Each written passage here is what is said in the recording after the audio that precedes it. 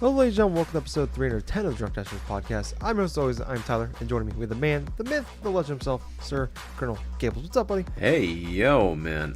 Hey, Colonel Gables is back again, and man, it has been a wild 3-week ride full of ups and downs, but for God's sakes, I'm so glad to start recording again after such a long hiatus that we had.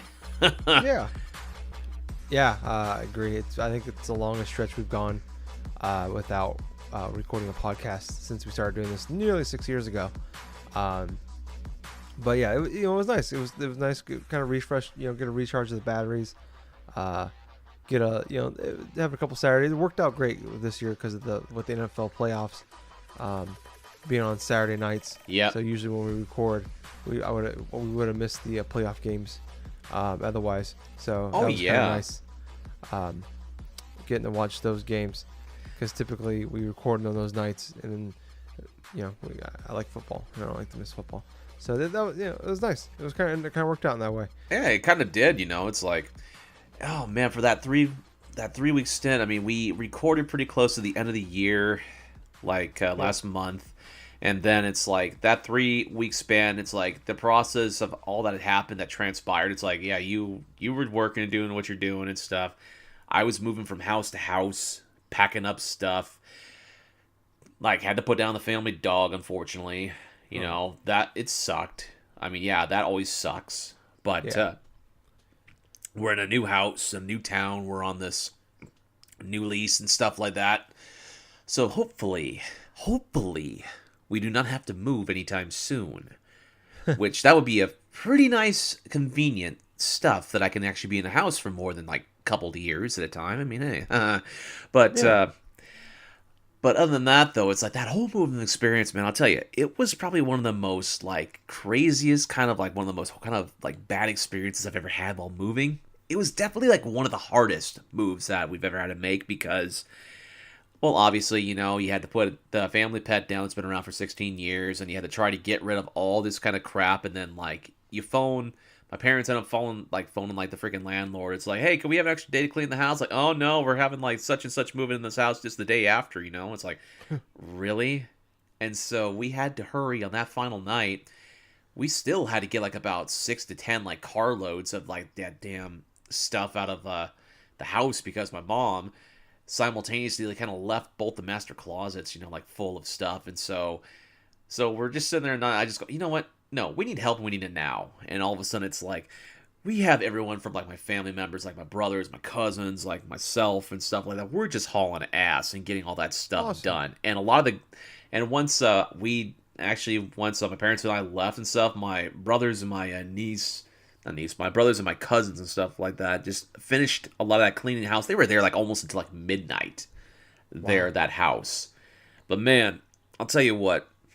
One of the hardest things of that night was being dead tired and then coming to the new house. And I do not have anywhere to sleep because I had not made the bed yet because the movers, being as haphazard as they were, kind of spread out a bunch of the different types of furniture. I had say where my stuff went, but we were missing certain pieces of stuff, for a long while. We're still searching for random things here and there, but the most important stuff are actually found and not lost. Now if we can only find other types of medical stuff for my father, yeah, that'd be nice. Yeah, that'd be good. But what's kind of interesting, I stayed up until about 2 a.m. that Thursday night, into Friday morning, going through and getting my room set up the way I like it, So I have my bookcase next to my TV stand. It's the only piece of furniture I kept from my move to this new house. I got my bookcase, got my TV stand, got my computer desk with my laptop and everything, got my full size, got my freaking oak end table. I am not getting rid of this fucking oak end table, man. I got it for free. And this damn thing is so nice. I got the router and I got the freaking modem all up top there, looking nice and pretty. And man, it feels good for me because it's the first time in about ever, actually. Over the 10 years I've actually had Wi-Fi, I've never had a LAN type of experience while playing online for games and this and that. It's like being connected wired and stuff, man. It makes a difference. I'll tell you what. Oh, Download speeds, playing against people online. I mean, even do basic internet stuff, It's like, it's such an awesome feeling not to rely on just the bar of like Wi-Fi for shit.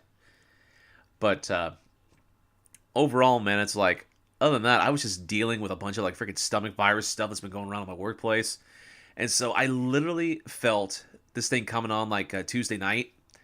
And I actually powered through it on Wednesday and Thursday. And oh my God, man, I did my fair share of work and stuff, but I was kind of a little bit sluggish for things like here and there because it's like I had to constantly go and use the fucking bathroom. Like, oh man, it's the most worst feeling that you could possibly have, man. Where it's like you feel like your stomach's bloated, start to gurgle, and it's like you just got to go ahead and just use the bathroom. And it's like, damn, not just once, not just twice, but if you have like 5 or 6 times inside of a span of like 4 to 5 hours, man, that's something I never want to wish on my worst enemy.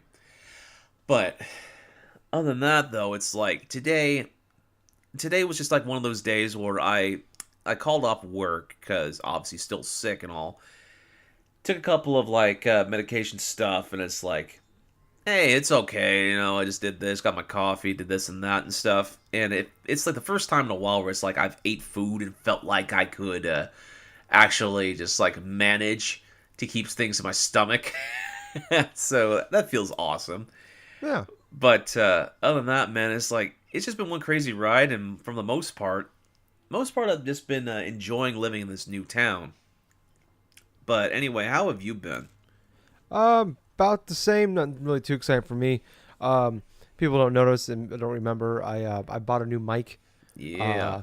And I got it like right before we were like, oh cool, we're getting ready to record the Game of the Year stuff, and I can use my new mic. And then I had to buy another piece for it, which I got the day after we recorded all that. Oh. So I had this near $600 in gear here for my mic. That I'm waiting to use for nearly a month now, so I'm excited to use it. Hopefully I sound better. I'm working with it right now because you have to be a lot closer to it, and it's kind of out of my comfort zone of the way I sit. I think I had to get it some other stuff for it too. You got pop filters, got everything else for it. Yeah, it comes with one actually for it. It's already on there. It's just that it's actually really heavy. Yeah. And I have a little swing arm thing. Right. For it, I had for my Yeti. And I just hooked this up to my swing arm, and it doesn't really hold the weight very well, so it kind of slumps. Yeah. So I have to kind of sit in an uncomfortable motion, where like it doesn't. I don't have to move the mic around. But anyway, it's I like it a lot. I spent a lot of time messing with it and stuff like that. But yeah, I don't know. I'm pretty excited about that. Dude, between you and I just upgrading our microphones, man, it's kind of crazy, right? It's like we spent so much money on this like equipment. I mean, you got your microphone, your professional quality microphone. I end up just going forth and getting this Yeti, and man, I still need like a pop filter or something for this damn thing because it's like my audio sounds a hell of a lot better than what it did when I had my old snowball mic that I had for like freaking 2 or 3 years. But at the same time, and it's like I'm still just trying to experiment with it. I'm gonna be using it for recording stuff fairly soon. New content for you people. All you need to do is just follow me, like either on Twitter or like on YouTube or whatever, or just see me on Twitch, like through like Colonel Gables. All one word, Colonel Gables. You'll find me eventually. Mm-hmm. But other than that, man, it's like it just feels nice, man. It just feels fresh. This microphone's fairly hefty too. I kind of think it's probably around the 3-4 pound mark at least, because the damn thing is like the metal at the bottom of this is like thick. Yeah, I'm pretty sure I can murder somebody with this microphone. Like it's very much doable. Yeah, but yeah, I don't know. I like it quite a bit. Other than that though, nothing too crazy going on right now. With me, same old, just working a lot. I just been kind of trying to enjoy the I kind of wanted like a little bit of a break from gaming over the last like few weeks. I know, right? Which is nice. Like I still listen like my podcast, I still stay up to date with what's going on, but as far as gaming goes, I really haven't played a lot. And I've noticed this over the last couple of years though. Every year around like December, January, I kind of go through like a gaming slump or something. I don't know how to really want to put I'm it. going through the same thing as well, man. It's like Yeah, the only thing I've really played throughout the past couple weeks has just been a bunch of Smash, but that's just like it's only because I've been going through the same like classic mode with just a bunch of different characters plus trying some bit of online stuff. But otherwise, it's like once the first of the year hit, it's like I've just been so focused on everything else. I've had not the chance up until like maybe like I don't know, like this weekend or something to actually go forth and actually try to play something. yeah. I keep telling myself I need to play something, and it's just like, I'm good. I played a little bit. I played some more of the Spider-Man DLC.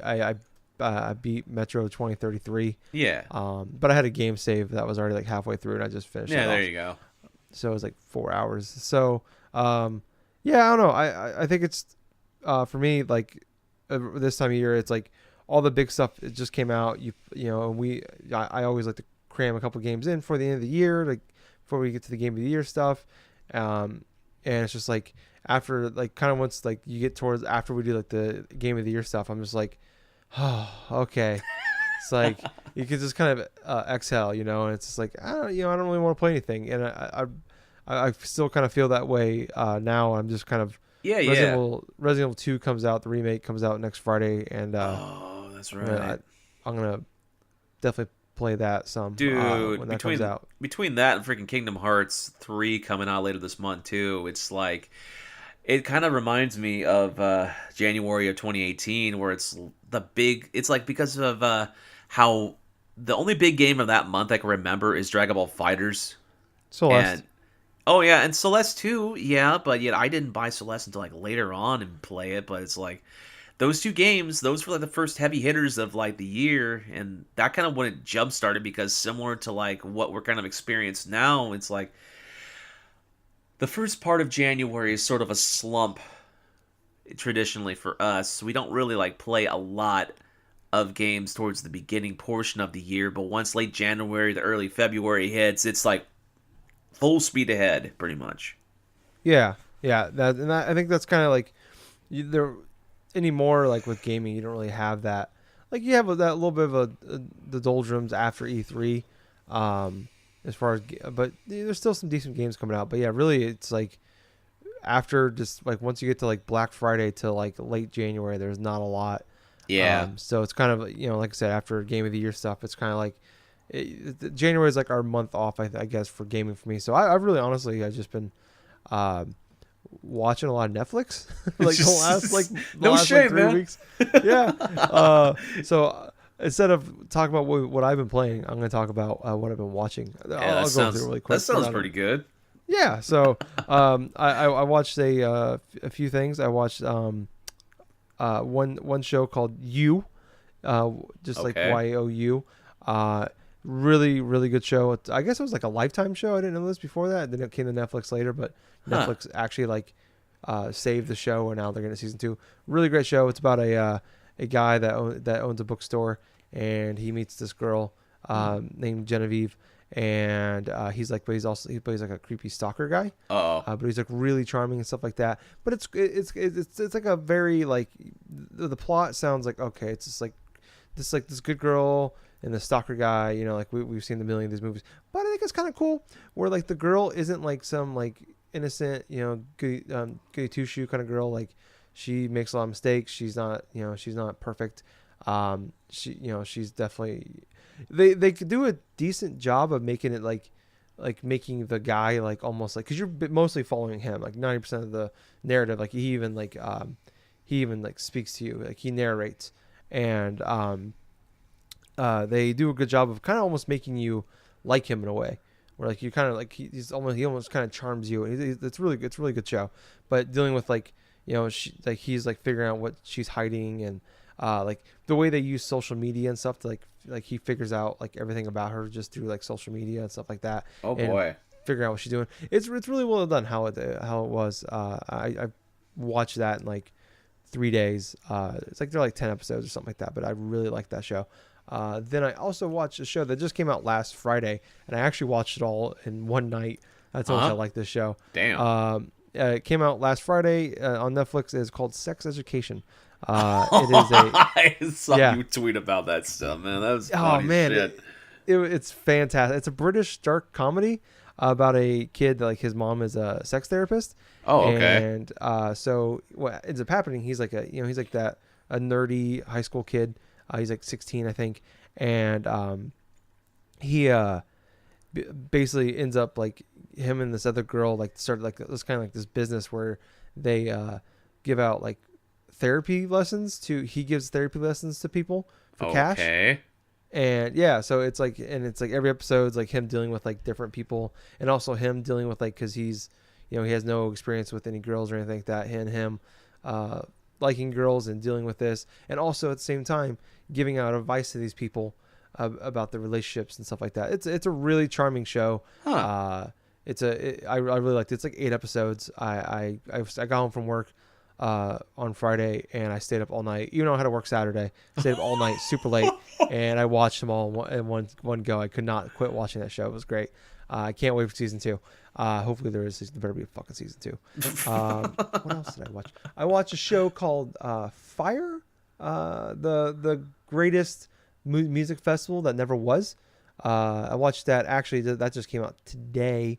There's also a Hulu documentary that I watched, but it's about a music festival. This guy, like, it's a documentary about this music festival this guy did, where he conned a bunch of rich kids, like teenagers, like not teenagers, but young adults, out of money, like having like, hey, we're gonna go to Bahamas. We're gonna have this huge music festival. Bring them a private jet out there.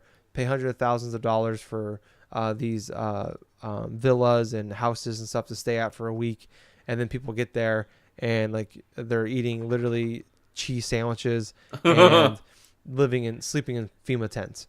Oh no! So yeah, it's pretty crazy how pretty much how the whole thing, how he conned all these people, and like how the whole thing went on. And then also today, Punisher season 2 came out. We're recording this on Friday, by the way.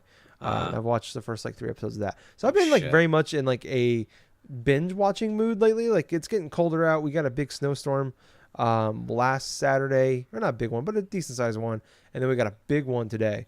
And we got a 3-day weekend because Monday's MLK Day. So it's very much going to be Tyler is going to hibernate all weekend and watch some football and a bunch of TV shows, which I've been really enjoying it. I've been getting my cat lady on, I guess, where I just cut up with Louie and we just watch TV for hours on end, and I'm really enjoying that.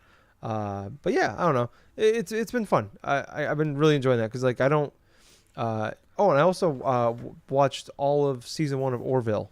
It's a Seth MacFarlane show on Hulu. Oh, I've heard about that. It's on Fox, but I've been watching them on Hulu. I'm a big Family Guy and Ted fan, and this is actually probably some of his greatest work he's ever done. Wow. Really recommend it. Season 2 just started, but yeah, I blasted through all that. It's like 12 episodes, so I watched that too. So yeah, that's pretty much what I've been up to really the last few weeks. Is just eating pretzels and watching pretty good TV shows. So, but Gables, what have you been streaming lately? That should just be a segment. What have we been streaming lately? What have we been streaming? Oh my god. Well, let's see. Well, I think it was like last Saturday night or something like that. I was streaming like about 4 hours of fucking Crash Bandicoot. Oh. Yeah, that's right. Yeah, I stayed up to like 3 a.m. with you. Oh my god. Yeah, you, myself, and it was Miss Rose, from Twitter, who's now going to the name of Cup Kraken. Man, she is such a freaking card, though. She's fucking awesome in terms of like, just hanging out with us and stuff, just shooting the shit and stuff like that. And she led you down the damn rabbit hole of fucking fan fiction of Yu-Gi-Oh. Yeah, that's something you can never come back from. Yeah. So she kept telling me about all of these like really weird like Yu-Gi-Oh fan fiction things, like what was it, like war something shipping. Pretty much all I know was shipping. But like, oh, Google this. I'm like, okay, and I Googled it. I'm like, oh my god, it's like super like dirty, gross fanfic. Yep. And like, honestly, the most appalling thing about this, I'm not a grammar guy at all. Like, I don't fully understand how the comma works. But like even I'm sitting there, like reading some of these stories. I'm like, these guys don't know what a comma is at all, or a period. They just keep going. Like one of the stories I found was over 800 chapters. My god! It was insane. There was this one with like Kaiba and his adopted stepdad.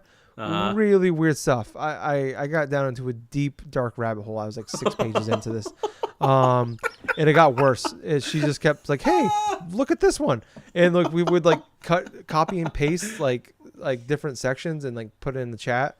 It was bad. It was really bad. I think the funniest part about it is I was going through just playing Crash Bandicoot, just basically getting my ass handed to me like 3 levels in a row that was spending like close to 10 to 20 minutes on, because it's like the imprecise controls and this and that. And while I'm doing that, I'm just staring over at the chat over on my thing, and I'm just watching this go and unfold down, where it's like both Tyler and freaking Miss Rose go through. It's just started going through all these random things with all these like shipping like fanfics and stuff for Yu-Gi-Oh! And this and that. And I'm like thinking to myself, what the hell is going on here? Yeah, it's bad. Like I've heard of it. I've like people have like told me some funny stuff. I've heard like Game Grumps when they've done some funny, read some funny stuff. But, oh my god, like Sonic stuff, man. That stuff is funny. Yeah, this was just disturbing. Yeah. Those things are out there too, but man. Yeah, I just when I thought I had like burned it on my brain, Gables reminded me of it. It was P bad. It was very bad. It was PV bad. Anyway. Yes. If there could be a PV good, there's a PV bad. Yeah, PVB. PVB. Oh boy. But during that time, that 4 hours of gameplay I did manage to beat at least 2 bosses on that run, and let's see. And I did get pretty far into the game, honestly, with the exception of like the last 3 levels that I was doing. The last one, I just basically had to call the stream a night, because at that point, it's like I had played the game roughly for about 4 hours straight. I kept on dying over and over and stuff, and I basically did have plenty of people coming through and just watching then and there and stuff. At one point, I think I had like about 11 people at once, like just wanting to go through and just watch things and stuff. Of course, probably a lot of them were turned off when they saw freaking Tyler and Miss Rose go through it. Yeah, any fans that you might have gained that night, I turned away very quickly. Oh my gosh! But hell, I like this type of like interaction though with my audience and stuff like that, where it's like, okay, people are just going through, just having fun inside the chat. You know, nothing like too. Well, there was a lot of vulgar stuff on that night, but still. But still, it was definitely a fun time, and like I was saying before, like even during the stream and stuff, I'm in that process where I'm going to be streaming a whole bunch of new games, and I have not really decided what I want to do for a continual basis.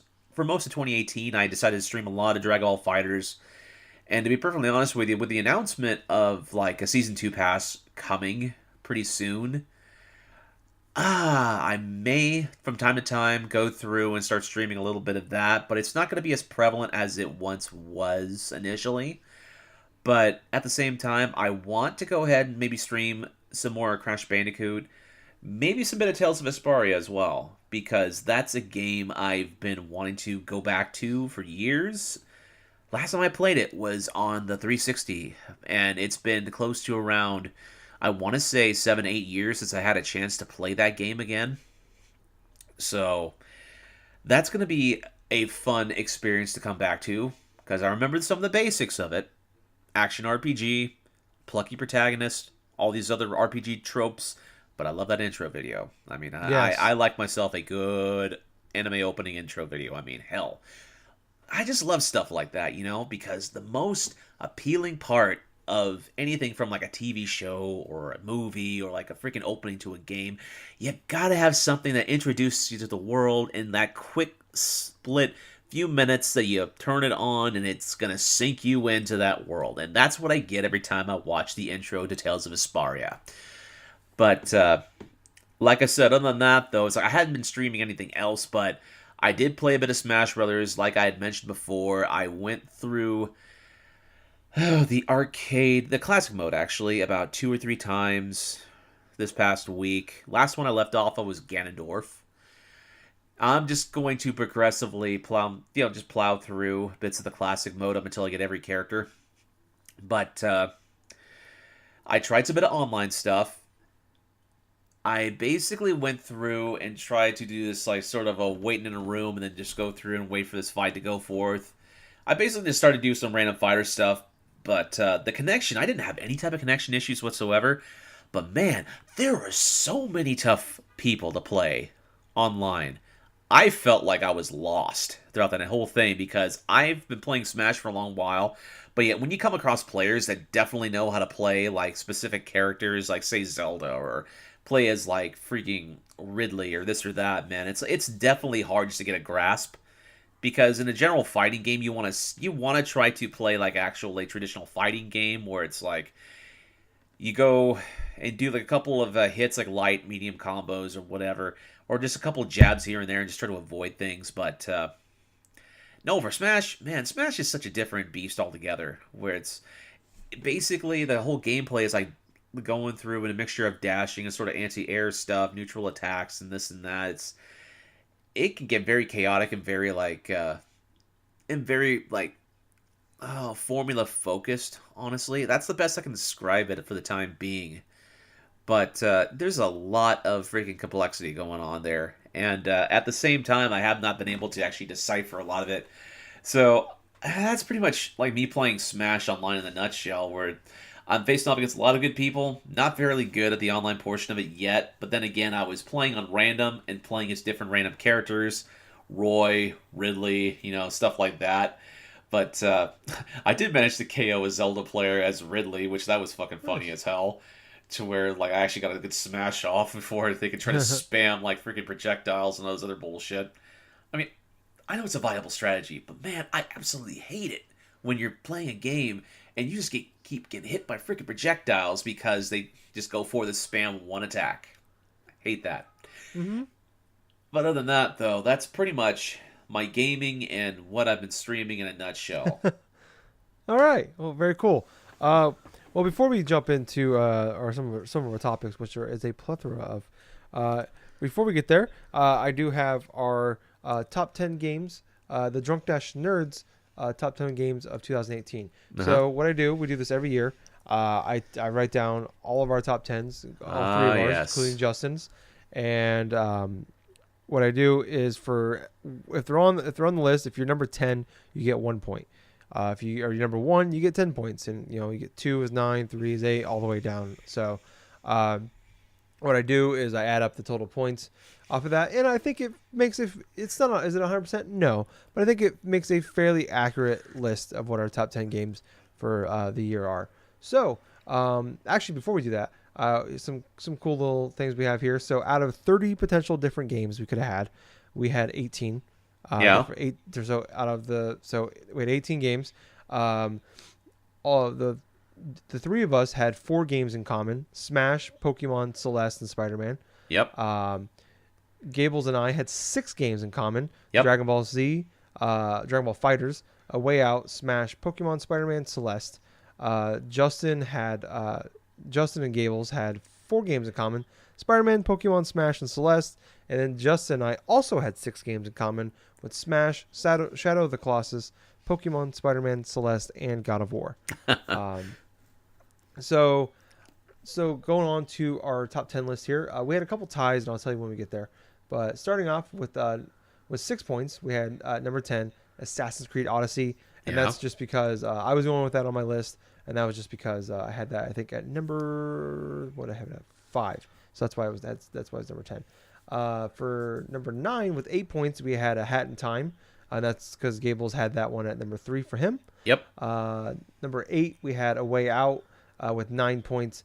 And that's because Gables had it at, you had it at number 5. Yep. And I had it at number 8. Yep. And then, and here's our first tie with 10 points apiece. We had Dragon Ball Fighters, and we had Red Dead Redemption 2. And that's because Justin had all 10 points came from Justin because that was his game of the year. Yep. And then Gables and I both had that Dragon Ball Fighters in our top 10 list. I had mine at 10. Gables had his at 2. Yep. And then yeah, so a big difference there, but it counts. And then at number 5 with 14 points, so a bit of a jump there. We had the Pokemon games. Well, I think all three of us played Let's Go Pikachu though. And all three of us, that's one of the games all three of us had on our list.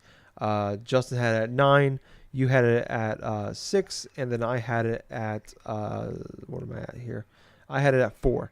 So, and then moving up, we had another tie here for the third spot with 17 points. We had Smash and we had Spider-Man, and both of those games are on all three of our lists. Yep.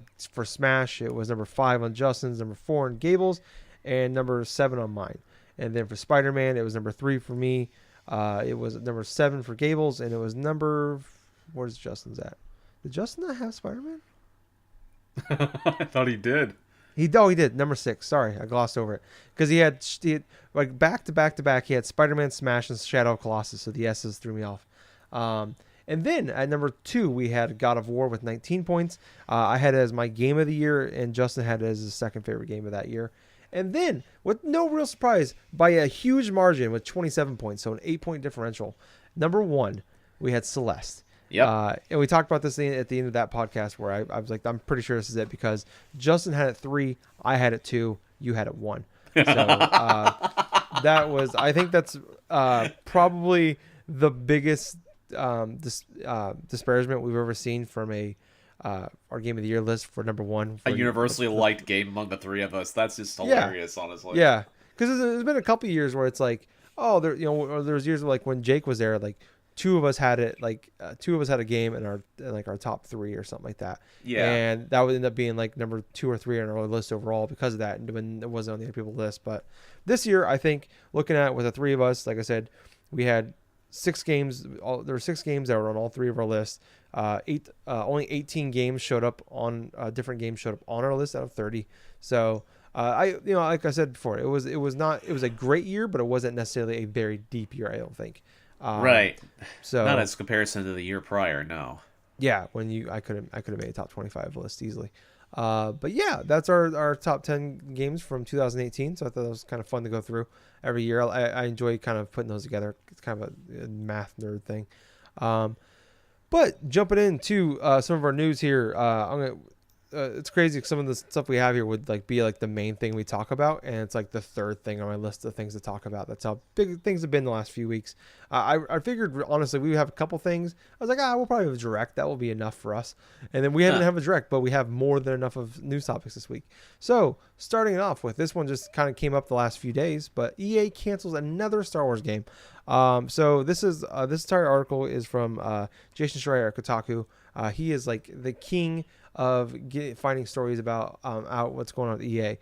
He's the guy that broke everything about Visceral last year when they got closed. He did all the stuff with Star Wars Battlefront 2 the year before that. And he's done everything with Dragon Age, everything that's going on, like Mass Effect, Andromeda. He covers everything. And Anthem as well. He had a big story on them as well. And that's just the last couple of years. But I clipped out a few of his items from his articles because they're always like, there might as well be books, which is not a bad thing. But anyways, so a couple things here. The game, it was announced alongside the shutdown of Visceral Games back in 2017. That had been developed in EA's office in Vancouver. So this was the game that they canceled was the game that Visceral was making. And the Visceral was making the game with Amy Hennig, who was the director of the Uncharted games. Yep. So they're basically making a Uncharted Star Wars game. And it just wasn't coming along as fast as they wanted to. They closed down Visceral, and they gave what was left of this game to EA Vancouver to turn this into an open world game. So okay, yeah. So this is the game that got canceled out of that. So, but going on with Jason's story here, but it wouldn't be accurate to say that EA Vancouver Star Wars was the same game as Ragtag. Ragtag was the code name for the Visceral's game. When EA Vancouver took over, it rebooted this Star Wars project entirely, keeping some of the art assets but transforming it into an open world game. This project, which was codenamed Orca, was very early in development but would involve playing as a scoundrel or bounty hunter who could explore various open world planets and work with different factions across Star Wars universe. And then going on, this is the last little bit I took out of it, but when EA's top decision makers looked at the roadmap for the next few years, they decided they needed something earlier than planned release date for Orca. According to two people familiar with what happened, they canceled Orca in favor of a smaller scale Star Wars project that's now aimed for a much sooner, likely late 2020, which also happens to be around when the next gen consoles are thought to be launched. So yeah, a lot coming out of this. Do you I don't know, Gables, do you want to tackle this one first? Or you want me to go on this one first? Well, honestly, to be perfectly fair in terms of like how EA's track record has been in terms of these Star Wars games, it doesn't really surprise me that another game in that license that they had agreed with on the deal with Disney just didn't really fall through. It's sort of like a recurring pattern, honestly, over the past few years with Electronic Arts. But man, that's absolutely sucks, man, because that definitely sounded like it had a lot of promise to it. I mean, you had the main key people that were responsible for games like the Uncharted series, like Amy Hennig and stuff, and then you have the whole concept and the plans and stuff. It's just very disappointing, honestly, because look what EA has really done with the Star Wars licensing ever since they went into that deal with Disney. They've pretty much produced two half-baked games overall, with the first Star Wars like Battlefront like esque sort of game and stuff, and then they try Battlefront 2 and that whole debacle, and that basically pissed off Disney pretty much because of how terrible that was being received. But Yeah. honestly, it just kind of leads me with the question of, is Disney going to back out of this deal anytime soon? Because this is seriously not a good look for them at all No. in terms of this series, because of well, ever since like the last movie came out and stuff, people have been kind of a bit burnt out from the Star Wars product stuff with the divisive stuff that they had with last movie, and then EA kind of being hit and miss with what they're doing with the game development wise stuff is definitely been sort of a well, it's like what I said, mixed bag. But to be perfectly honest with you, it's sad, but I didn't really feel surprised when I heard that news of the cancellation. How about you, Tyler? Yeah, I mean, I was surprised to hear that that it happened. Just because to find out it was the game that Visceral was making was canceled, and it's only been a little over a year because I think Visceral was closed towards the end of 2017, so it's been a little over a year since they got this game, and it's already been shelved. Yeah. Yeah, there's so much to tackle in this. Where like you look at, I mean, it's so much bigger than what this game was, or the Codename Orca game, where it's like, yeah, this deal was signed in 2013, a 10-year exclusivity deal for Star Wars games with EA. And like I said, they released two games. Star Wars Battlefront came out. It was fine, but it was bare bones. And then Battlefront 2 obviously came out, and all the issues with the loot boxes that we've gone over a million times. But you look at it, that's all they have to show for it. And then a bunch of we've had a couple of catastrophes really, and embarrassments for EA and Disney. Yep. And some smaller ones, because I don't think with two games getting canceled, a whole studio being shut down, and that's all we have with this deal. I don't know. I wonder. I mean, if there is a way to get out, I almost wonder if Disney would get out of it. They probably would buy their way out, honestly. Yeah, buy their way out of the contract, probably. I mean, hell, they got the funds to do it. Yeah, and I almost wonder if would EA just want them to just take it at this point, we can't do it, just take it away from us. But it's crazy how things have turned with EA lately. I'm not gonna sit there and it's the end of EA. No, they're fine. No. They got Madden, they got FIFA, they're fine. But Battlefield 5 came out 2 months ago, and nobody talks about it. Nobody talks about it. I'm sure it sold really well. And I'm sure there's a fan base there, but nobody talks about it. It seemed like it came out, and it's oh yeah, that game came out. I keep hearing jokes about when's Battlefield 5 coming out. It's a recurring joke. Commonly at your online. I thought you were hearing that at work. I'm like, what?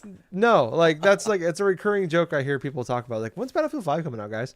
And it's that game came. It's just I think the Star Wars Battlefront 2 has done a lot more damage to EA and as a whole. Oh, then even they Than realize. yeah, than I think anybody realized. Like I knew like this is a black eye, but it's just they'll move on. But I wonder like I'm not like I said I'm not trying to say this is the end of this is the beginning of the end or anything like that. But I feel like this is like they need to like I understand like wow this they're always looking at money and getting as much soaking up as much money as they can off things, but they almost got it seems like they have to like kind of go back to the beginning or like figure something out to like rebrand yourself, do something. You look at like what Ubisoft did like a few years ago when they started releasing these open world games like Assassin's Creed and Watch Dogs and Far Cry. They totally redid Far Cry.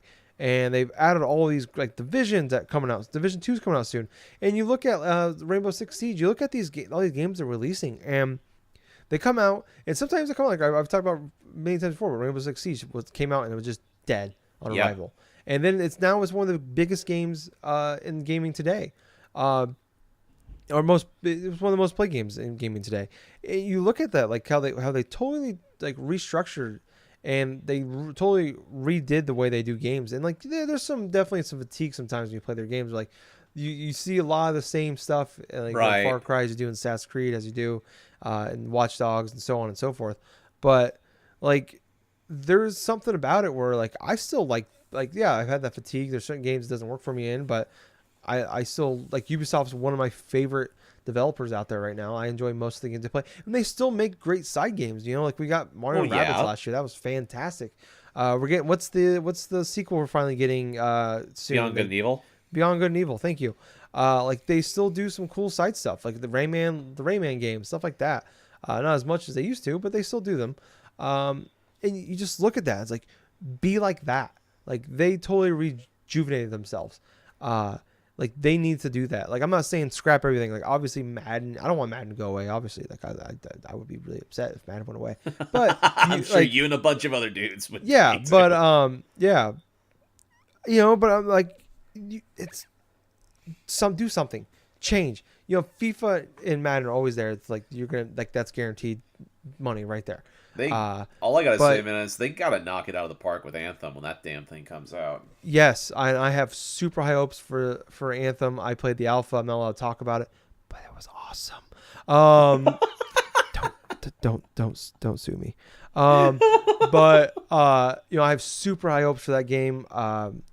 And it's like I look at that game. I'm like, man, if this game doesn't do well, BioWare's gone too.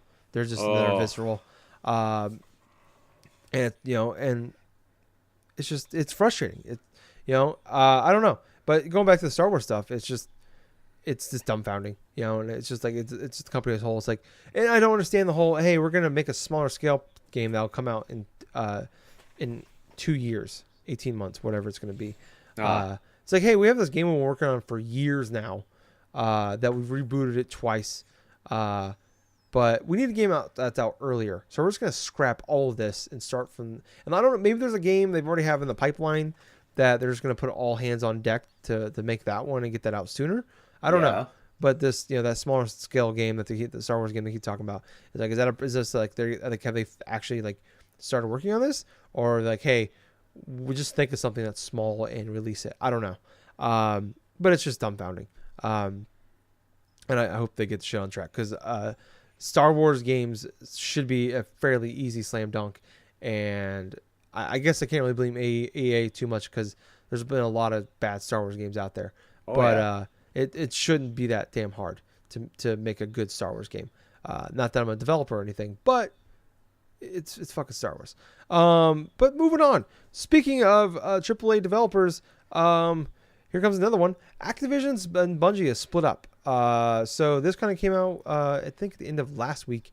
Kind of a really big, I think, deal with. So Bungie back in 2010 signed a 10-year contract with Activision to work on Destiny with them. I believe that the deal was that Activision was going to keep the Destiny franchise. So like if they after the 10 years is up, Activision still owns the right to it. Kind of like the Halo situation where like Bungie left Microsoft, but Microsoft kept Halo. So they officially ended it. So Bungie's gonna be their own self-publisher. Then Activision came out and said that today we're announcing plans for Bungie to assume full publishing rights and responsibilities for the Destiny franchise. Going forward, Bungie will own and develop the franchise, and Activision will increase its focus on owned IP and other projects. Activision and Bungie are committed to a seamless transition for the Destiny franchise and will continue to work closely together during the transition on behalf of the community of Destiny players around the world. And then moving on to some other stuff from the article I found on GameSpot for this. About 6 months ago or so, there was talks going on that there's been some issues with Bungie and Activision over kind of how Destiny has performed. It's overall been kind of a disappointment to Activision. And at one point they were talking about like Destiny 2 was rebooted at one point, and there was talks of like they wanted to change it again. And the relationship was pretty strained, and they're really upset when Forsaken was coming out. They said that Activision came out and said that the Destiny 2 was a commercial disappointment, which the director of Destiny 2, Luke Smith, came on later that day and said, "We are not disappointed with Forsaken. We set out to build a game that Destiny players would love, and at Bungie, we love it too. Building Destiny for players who love it is and will remain our focus going forward." So kind of going back and forth where it's like, Activision disappointed in the sales part of it. And I think, obviously it sounds like Bungie is proud of what they're working on. And, I remember that point about late summer, early fall, where like they were just giving away Destiny. Like literally Best Buy had a deal. You buy a game, you got a free copy of Destiny 2. I had 3 copies of Destiny 2 sitting up at Best Buy. I just never went and got because I bought games, and like they gave it away on PS Plus right before the week before Forsaken dropped. So like they were just doing everything they could. They gave away free on PC for like 2 months. And now here we are. That now Bungie they have Destiny and they're on their own. So I don't know, Gables, but what do you think? Honestly, it's a big shock to me, and it's actually a very good surprise, to be perfectly honest with you, because a lot of what's been keeping Destiny 2, or just Destiny in general, from actually performing the way it should and how Bungie really intended it to be, was purely Activision, honestly. Throughout their microtransaction stuff, throughout this and that they were forcing upon players and this and that. I am glad that Bungie has assumed full control of their IP, only because it gives them the option to do what they feel should be more beneficial to the players and not so much inside the padding of like corporate freaking paychecks, which that's initially what gamers had issue with to begin with when Destiny 2 first launched. I mean, hell, the freaking microtransaction stuff, then going to a freaking like going to the main store after like going to a certain point in the story and then just trying to buy digital currency just to buy stuff. I mean, that's ridiculous, honestly, in and of itself. But I'm very happy for Bungie. I mean, hell, they obviously want to try to finish up Destiny 2 and what else they could get out of it and stuff. And on record and stuff, Activision and Blizzard and stuff are still going to be having the online stuff. Like the online servers on still and this and that. But it makes me kind of excited what Bungie wants to work on next. Because they definitely have something else in mind. Or else why would they want to go forward and just try to get their IP? Yeah. Yeah, and they signed like a big $100 million contract. I can't remember who it was with. Let me look it up real quick. With NetEase. I don't know who the hell it is, but they signed a $100 million funding It's deal like with a them Chinese company, I think it was. Oh, okay. But they signed a $100 million deal to work on a non-Destiny project with them. So they're definitely working on something else. Bungie's a big enough company. I think they could probably do 2 games at once. Yes. I think Destiny 3 is well on the way. Yeah, but you look at this whole thing where like I remember right towards the end of Destiny 1's life, there all the news came out about like Destiny was supposed to come out in September 2013, but got delayed a whole year because Activision didn't like the story, and they had to like rewrite the entire story and redo the whole story in a year. Then all the stuff with Peter Dinklage, because it sounded like they had to do like about a bunch of like re-recordings and stuff like that, trying to like scrape together the whole new story. Obviously, it was terrible. Barely there. And then it comes out here with like same thing with Destiny 2. It was delayed a whole year. It's supposed to come out in September 2016, but it got delayed to 2017 because of a bunch of issues Activision had with the game. Yeah. So it's great that they're going to have the games to themselves, and they're going to finally have their own vision. They don't do all the bullshit with like the I don't know if the microtransaction stuff will go away necessarily, but maybe they can kind of revamp the way some of all the currency stuff works in that game. And then maybe the overall game and the lore and everything will be better too. But yeah, I don't know. It's cool to see that they're getting their own shot at this, and they also get a chance. They're going to be working on something different too. I am definitely, I like Destiny 2 a lot. Destiny was fun to play with you guys. It wasn't necessarily it was a fine game, but it wasn't like a game I would have played by myself. But let's move on to our next topic, Gables. So these first three topics would be like good topics for like a show in general. Yeah. And these are, here, and they're getting buried on this show. That's how crazy it's been the last couple weeks. But this one happened on Monday. It was announced on Monday, and I think it's officially went in place on Wednesday or Thursday. But Rocket League has officially gone cross-platform on the PS4. So now we can play games with Xbox One. We've always been able to play with PC people. And then on the other side, Xbox, Switch, and PC players all been able to play together for a while now. Now we can officially play with cross-console. And they said that, Psyonix said that they'll be implementing a cross-platform party system in an upcoming update. They said more details will be shared soon, but the feature will allow players to partner up with friends on any platform with the push of a few buttons. Oh, damn. So I don't know if that doesn't necessarily mean chat, but that means you can at least link up with your friends on Xbox or Switch or PlayStation. Hey guys, this is Tyler. So unfortunately, at this point, Gable's audio quit recording. We caught it and we thought we fixed it at the time, but it doesn't look like we did. So I will try to make this as seamless as possible, but there's going to be some weird cuts in there. But I hope you guys enjoy the rest of the show of me talking. And hopefully things are better next week. Bye guys. But yeah, so now we can all finally play with everybody across all of our consoles now. It just like kind of like they did a few months ago with Fortnite. So I don't know, Gables, where are you on this? And do you think this is, we talked about what this is Fortnite, but now like I thought it was like, it's Fortnite, it's the biggest thing in the world, like that's it. Now we got Rocket League that's been out for a few years, but it's still it's one of the most popular games out there for people to play. I'm in a weird spot where like we railed Sony and PlayStation for not want to play ball earlier in the year or early last year and up until they finally did.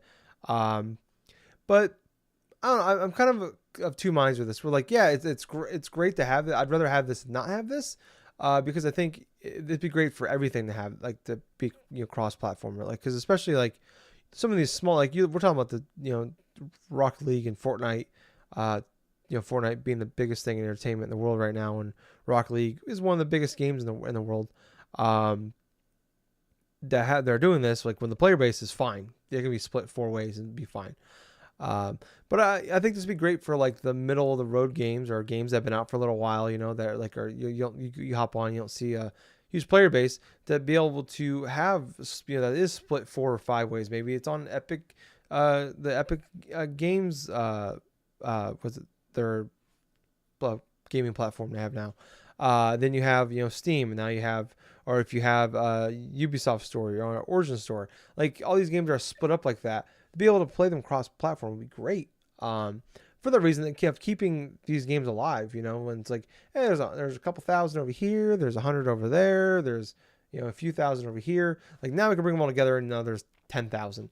As far as like these bigger games go, or playing games with friends on their consoles, I don't know. I guess I don't really see the draw in it for me on that sense, where I play when we do like gamer nights, we play games, like the fun of it is just more really just you just bullshit with your friends playing games.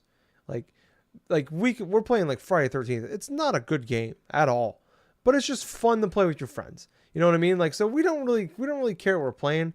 So for me, when I hear like, oh, I want to be able to play with my buddy who has I have Red Dead Redemption 2 on PS4 and he has on Xbox One, I want to be able to play with him. Cool. I mean, I guess it's fun because it's better than not playing with each other. That sounds dirty, but I didn't mean for it to sound like that. But it's better to have that option than not have that option. But it's like, to me, it's like, I want to be able to talk to my friend. Like if Justin and I are playing a game, he's playing an Xbox, I'm playing a PS4. I want to be able to talk to him. It's like when I remember we played Smash Brothers on the Wii U. We hopped on PS4 at Party Chat and we chatted while we played it on the Wii U. It's like I want that option. And I just don't. I don't know. I mean, it's just maybe I'm in a bubble, and that's just, the way I play is just like I want to chit chat. It's more about chit chatting with my friends, but also there's when games come out that first came out, like I want to be able to play those games too and play with my friends. But yeah, I don't know. Yeah, I mean, it's cool. I'm not trying to knock it, but I think we're when people sit there and talk about, oh, I can't wait to play with Johnny on Xbox. Like I don't know. Like what is I don't know. Like, oh, cool, we could talk about later how this cool shit happened. But I want to be able to talk to him in the moment of it happening. I'm not trying to poo-poo it too much, but that's just kind of the more I thought about it, that's kind of where I come out of it. But moving on to another big topic, I think. Some data mining went on after an update with the Switch. And it sounds like SNES games are coming to the Switch. I don't know when, but possibly soon. And then there's all the talks. January is always a big month for a direct, which we haven't had one yet. Could still have one this month, but who knows? But someone data mined it, and they found these games in the when they were data mining these 22 Super Nintendo games. We had Super Mario Kart, Super Soccer, Zelda: Link to the Past, Demon's Crest, Super Mario World 2, Yoshi's Island, Stunt Race FX, Kirby's Dream Course, Poppin' Twinbee, Star Fox, Contra 3, Kirby Superstar, Super Ghouls and Ghosts, Kirby's Dream Land 3, Super Metroid, Super Mario World, Pilot Wings, F-Zero, Star Fox 2, Super Punch Out, The Legend of Mystical Ninja, Super Mario All-Stars, Breath of Fire 2, and then last but not least, Star Fox 2.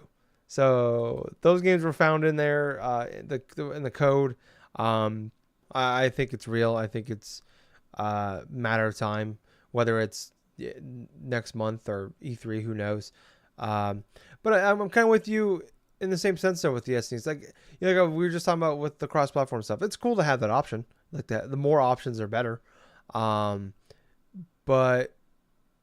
I don't know. I guess I've bought in a lot of those games. The games I really care about to play on the SNES or the NES. Like we've bought them so many times already with like the Virtual Console and on a 3DS and blah, blah, blah, that I don't really have any interest to play these again. It'd be cool to like, I feel like jumping in and playing Super Mario World and play the first world again or something like that. Yeah, it'd be fun. But I don't think it's something I'd seriously ever jump into. Like when the NES Online came out, I went in there and I played it for like an hour. And I just kind of like, I just wanted to check it out, how it worked and stuff like that. And I haven't gone back into it since then. That was the first night it was out. So I look at the new games. We get like 2 new games a month. Whoop-de-doo. And I've always talked about, I'm not like the guy that go back to play a lot of these older games. I'll play remakes of those games. I love doing that. Give me Metal Gear Solid Twin Snakes remake, you cowards, you fuckers. Give me that now. But yeah, I don't know. It's cool. I think would be exciting, and maybe it's a nostalgia thing, but like when we start seeing GameCube stuff, like that's stuff I want to see. That's stuff I care about. Or maybe we start getting some 64 stuff in there. Then put Pokemon Snap on there. Just give me Pokemon Snap. I fucking love that. Put the Pokemon Stadium games on there. What are we waiting for? They still have never put those on Virtual Console. Why? Just do it. Do it. What are we doing? I don't know. Yeah, that's cool though. We can play Pokemon Yellow on through the Pokemon Stadium game on our Switch.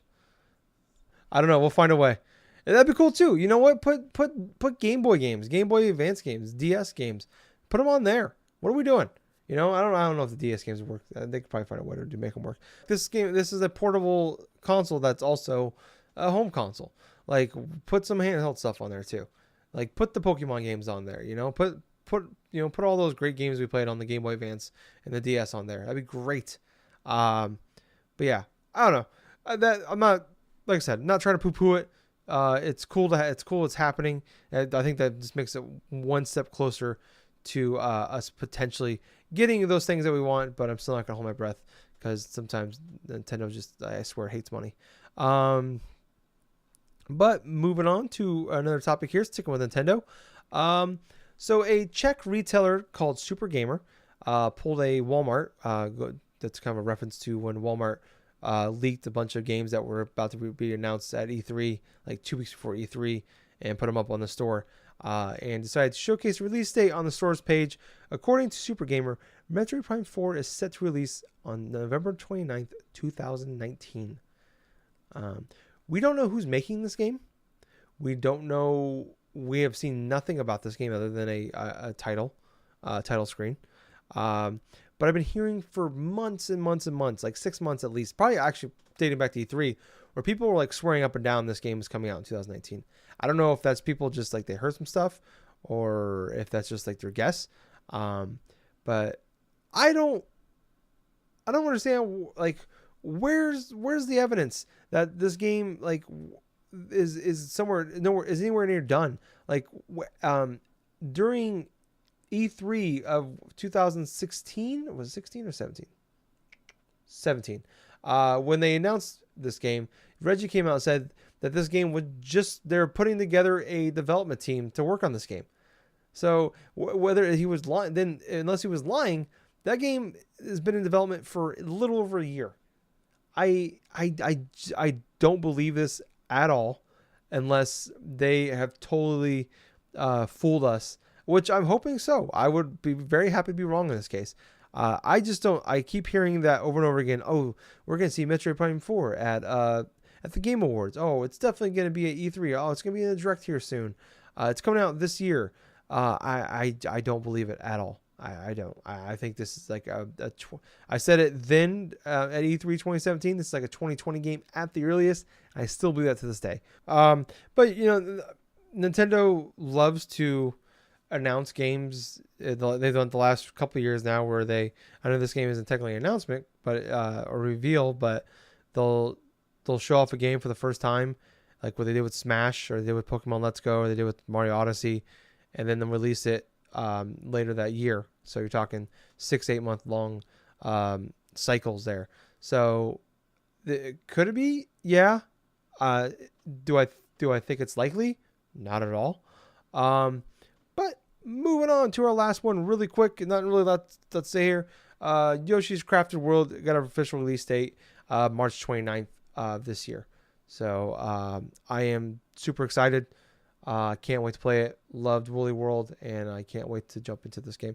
I was completely wrong. I thought this game was going to be tied into Labo somehow, and it wasn't, because it was a cardboard game, and it made sense, but it's not that. So but that will wrap up the show for the week, guys.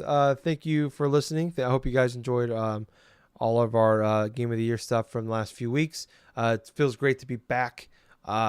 First recording of 2019 for us. But guys, let's see if I remember all these. If you want to hear more from us, we have a Facebook page and group. It is Drunk Dash Nerds Podcast. Like and join us on there.